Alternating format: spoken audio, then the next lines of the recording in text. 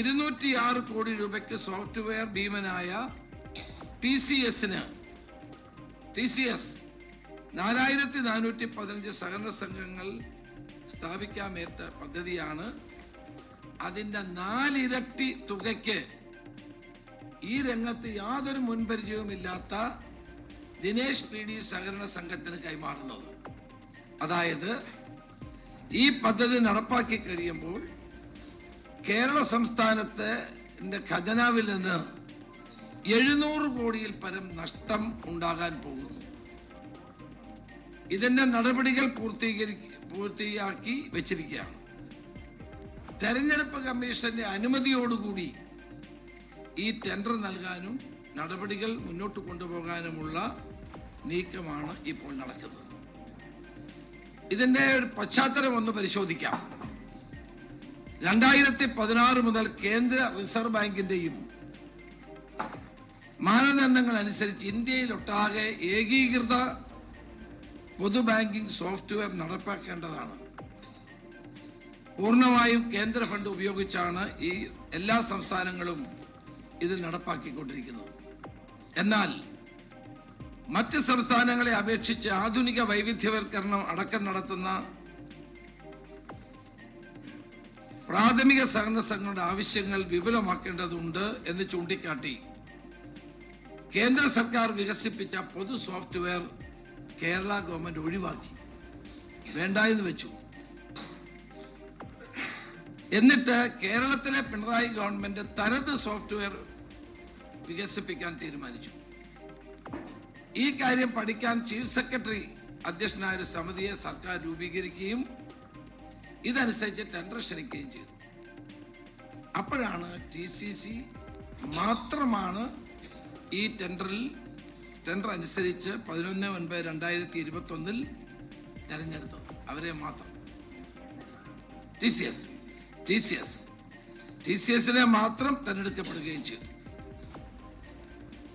സർക്കാരിന്റെ മുൻകൂർ അനുമതിയോടെ 24/4/2024 ധനകാര്യ ബിഡായ 206 കോടി രൂപയ്ക്ക് 4415 പ്രാഥമിക സഹകരണ സംഘങ്ങൾക്ക് അവരുടെ ബാങ്ക് ശാഖകൾ ഉൾപ്പെടുന്ന സോഫ്റ്റ്വെയറും മെയിൻ്റനൻസ് നൽകാനുള്ള ഉത്തരവും പുറപ്പെടുവിച്ചു. ഇത് സംബന്ധിച്ചുള്ള എല്ലാ രേഖകളും ഞാൻ ഇപ്പോൾ നിങ്ങളുടെ മുന്നിൽ വെക്കുകയാണ്. ടാറ്റ കൺസൾട്ടൻസി മാത്രമാണ് ഏക ബിഡർ എന്നും കേന്ദ്ര സർക്കാർ നിയമം അനുസരിച്ച് അവർക്ക് കോൺട്രാക്ട് നൽകാമെന്നും പറയുന്ന രേഖയും ഞാൻ നിങ്ങളുടെ മുന്നിൽ വെക്കുകയാണ്. എന്നാൽ എല്ലാ മാനദണ്ഡങ്ങളും പിന്തുടർന്ന് ഈ തീരുമാനിച്ച് 206 കോടി രൂപയുടെ കരാർ രാഷ്ട്രീയ ഇടപെടലുകളെ തുടർന്ന് റദ്ദാക്കി. സഹകരണ വകുപ്പ് 3/4/25 പുതിയ കൺസോർഷ്യത്തെ ക്ഷണിച്ചുകൊണ്ടുള്ള ഈ ടെൻഡർ പുറപ്പെടുവിച്ചു. ജനുവരി 26 പൊതു തെരഞ്ഞെടുപ്പിനിടയിലുള്ള 2 മാസം കൊണ്ടാണ് ഈ തെരഞ്ഞെടുപ്പ് ഇതെല്ലാം പെട്ടെന്ന് പൂർത്തിയാക്കിയത്. എന്നാൽ TCS പോലെയുള്ള കമ്പനികൾക്ക് പങ്കെടുക്കാൻ കഴിയാത്ത നിലയിലാണ് ഈ സഹകരണ സംഘങ്ങൾക്ക് മാത്രം പങ്കെടുക്കാൻ കഴിയുന്ന രീതിയിലാണ് വിചിത്രമായ നിബന്ധനകൾ സർക്കാർ വീണ്ടും ഏർപ്പെടുത്തിയത്. 6 ലക്ഷത്തോളം ജീവനക്കാരുടെ TCSനെ ഈ പുതിയ ടെൻഡറിൽ പങ്കെടുപ്പിക്കാതിരിക്കാനുള്ള നിബന്ധനകളാണ് ഇതിൽ ഉൾപ്പെടുത്തിയത്. അപ്പൊ TCSന് ആദ്യം ടെൻഡർ ഉറപ്പിച്ചു, അത് കഴിഞ്ഞിട്ട് അവർക്ക് കിട്ടാതിരിക്കാനുള്ള ആ ടെൻഡർ ക്യാൻസൽ ചെയ്യുന്നു, വീണ്ടും ഈ ടെൻഡർ വിളിക്കുന്നു.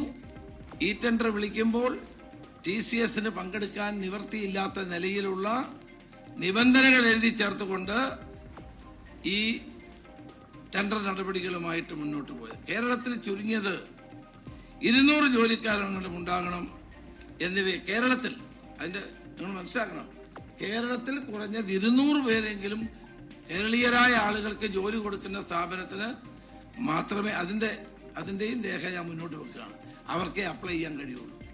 എന്ത് ന്യായമാണിത്? ഇതനുസരിച്ച് കേരളത്തിൽ നിന്ന് 2 സഹകരണ സംഘങ്ങളാണ്. അത് 2 കണ്ണൂരിൽ നിന്നുള്ളതാണ്, 2 CPM നിയന്ത്രണത്തിലുള്ളതാണ്. അവർ 2 പേരാണ് ബിഡ് സമർപ്പിച്ചത്.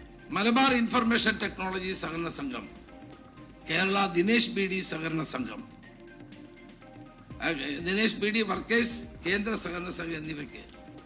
ഇതിൽ 250 സംഘങ്ങൾക്ക് സോഫ്റ്റ്വെയറും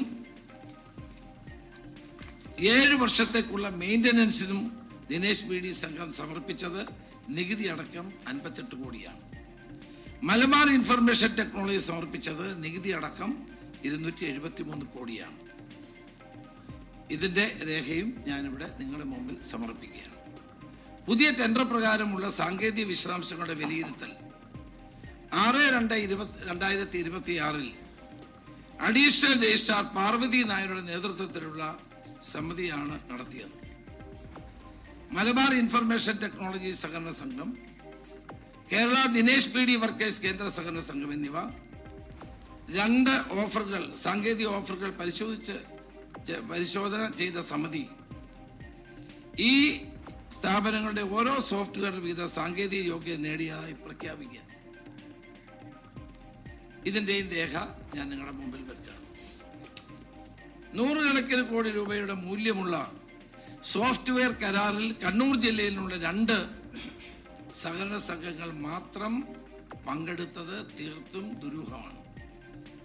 2025 ഓഫർ ചെയ്ത 206 കോടി രൂപയുടെ സ്ഥാനത്ത് പുതിയ കമ്പനികൾക്ക് ടെൻഡർ നൽകിയ പ്രകാരം ആകെ ചെലവ് 900 കോടി പരം രൂപ വരുമെന്നാണ് കണക്ക്. അതായത് 700 കോടി രൂപയുടെ നഷ്ടം ഈ പുതിയ കരാറ് നൽകുന്നത് കൊണ്ട് ഉണ്ടാവുകയാണ്. 250 സഹകരണ സംഘങ്ങളിലേക്ക് സോഫ്റ്റ്വെയർ നൽകുന്നതിനായി ദിനേശ്